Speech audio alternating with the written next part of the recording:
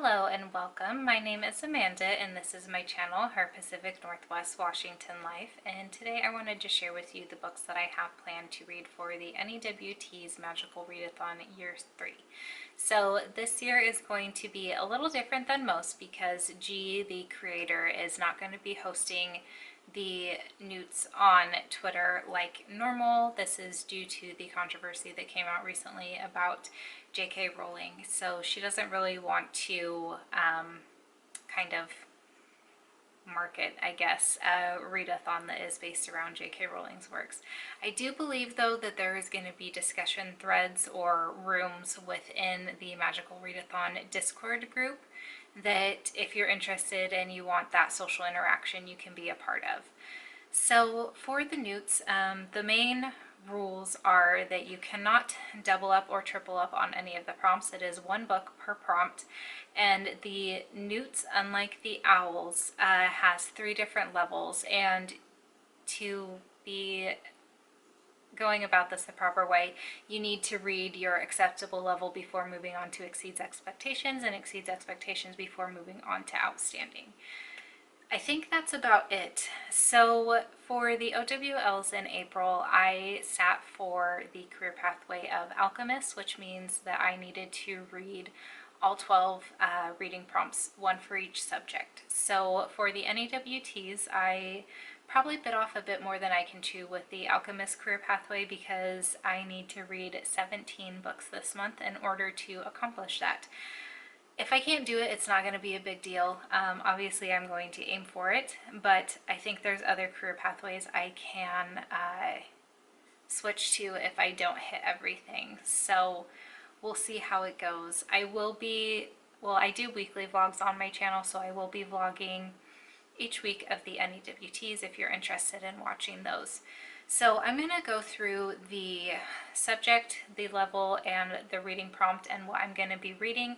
I'm not going to be giving a synopsis just because a lot of these, well, this video will be quite a while if I do, and a lot of these I knew the synopsis at one point but haven't really refreshed myself on it in quite some time. And these are basically all books that I got from my shelf, so some have been a while.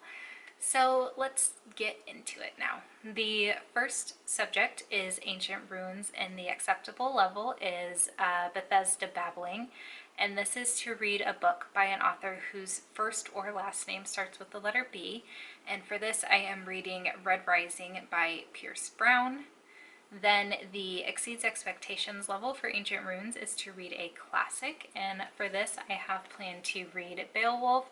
This is the Barnes & Noble classic paperback edition that is translated by John McNamara. Then for the outstanding level for Ancient Runes, the prompt is to read a romance, and for that I have a young adult contemporary picked out called Alex Approximately by Jen Bennett. For arithmancy, the acceptable level is Precision is Key, and the prompt is to read a nonfiction. Basically, one of the only nonfictions I already owned was Kitchen Confidential by Anthony Bourdain, and Skylar read this. I believe we got it on Audible for him at the beginning of this year. I think it was published not long after Anthony Bourdain passed away, but I think it'll be really interesting.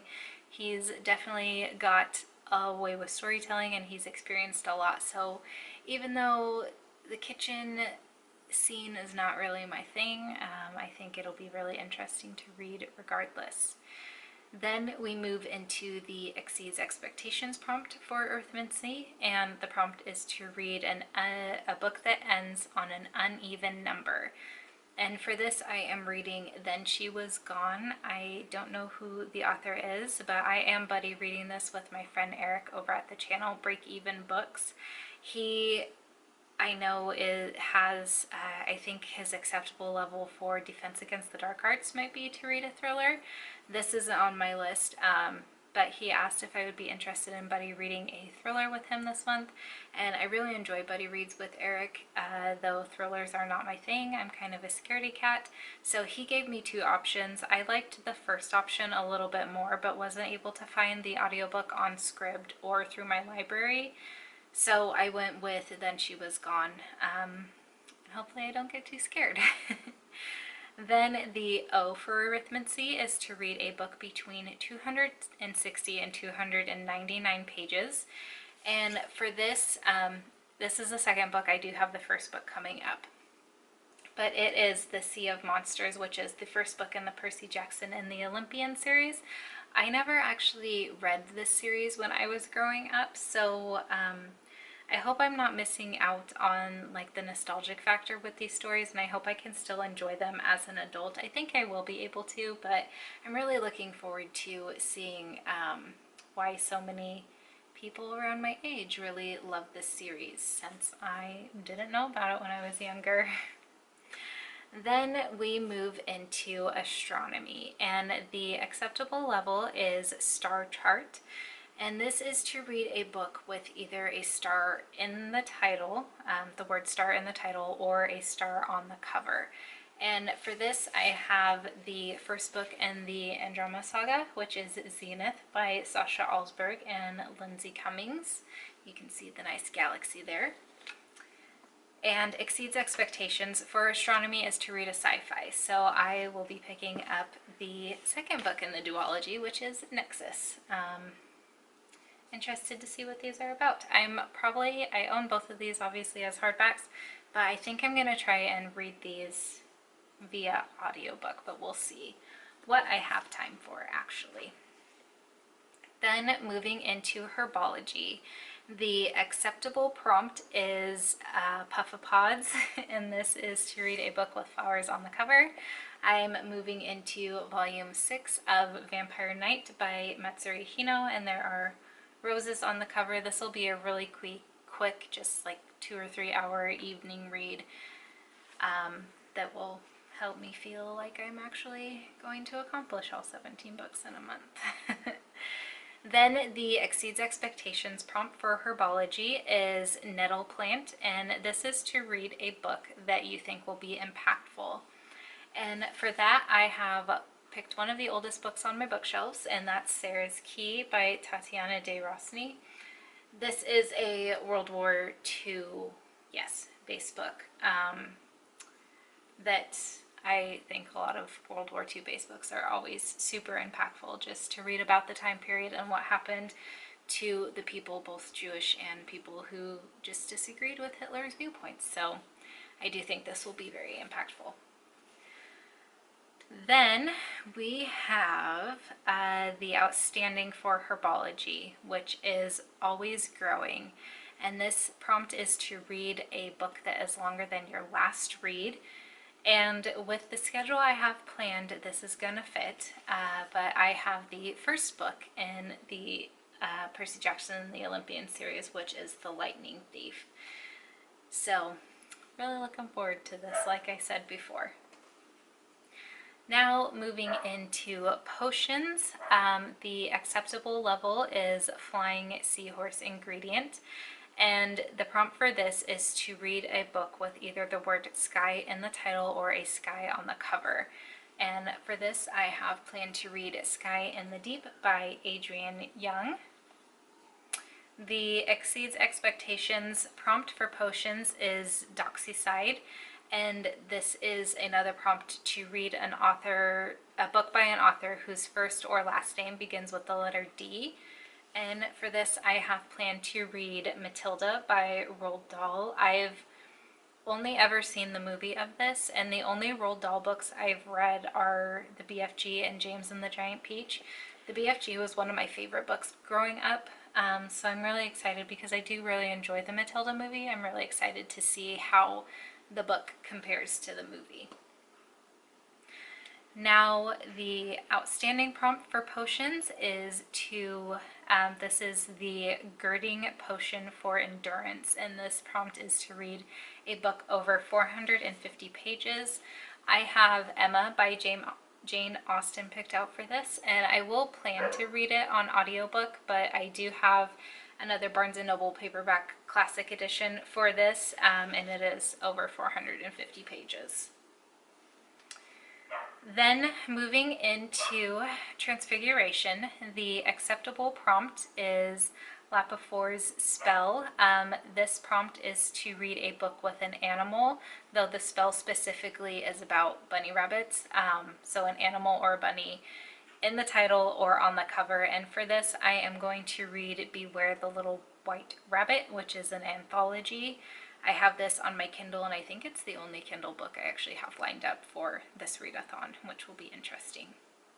The Exceeds Expectations prompt is Dragonfour's spell, and this is, again, to read a book with either the word dragon in the title or a dragon on the cover. This book fits both options, and it is How to Train Your Dragon, which is book 1 in the How to Train Your Dragon series by Cressida Cowell. This is actually my son Maddie's copy, but I think he'll be okay with me reading it. I bought this series for him a couple years ago for Christmas, and he hasn't even read them yet, so someone's gonna get some use out of these. But I really love the movie, and I've wanted to read these books for a while, so I think it'll be really fun to read this, and it should hopefully be quick to get through. And then the last prompt I need to read is the outstanding level for Transfiguration, and this is Duro, which is to read a hardcover. And for this, I have The Wicked Deep by Shea Earnshaw. I believe this was her debut novel not last year, the year before last year. And then Winterwood came out last year, and I've read Winterwood, but I still haven't read The Wicked Deep, so really looking forward to reading this one. This one is also about witches, so it's kind of perfect for a Harry Potter themed readathon. So those are all 17 books I have planned to read during the month of August. That's one thing I forgot to mention, is that the N.E.W.T.s runs from August 1st to August 31st. So while I have 17 books to read, I do have a full month to read them, and I have a couple middle grade books and some short books, mixes of formats on here. So even though the highest number of books I've ever been able to get through in a month is 12, I think I might be able to push myself and read 17. But if you would like to see how I'm doing, definitely check out the vlogs that I put. I post those every Monday. And I'll definitely be talking more about the books in those vlogs and giving more of a synopsis and my thoughts and things on them there. So I would love to know if you're planning on participating in this last year of the Harry Potter themed magical readathon. I know G has plans to change it next year and make it something of her own. But this last year, to just kind of celebrate a childhood love of Harry Potter, even though the third book was not my favorite, will be really interesting. So like I said, I would love to know what you plan to read if you're participating, and if so, what career pathway you're aiming for. I would love to know if there's more alchemists out there as well, and all those other things. So please do let me know down in the comments below, and I will chat with you there until my next video. Bye!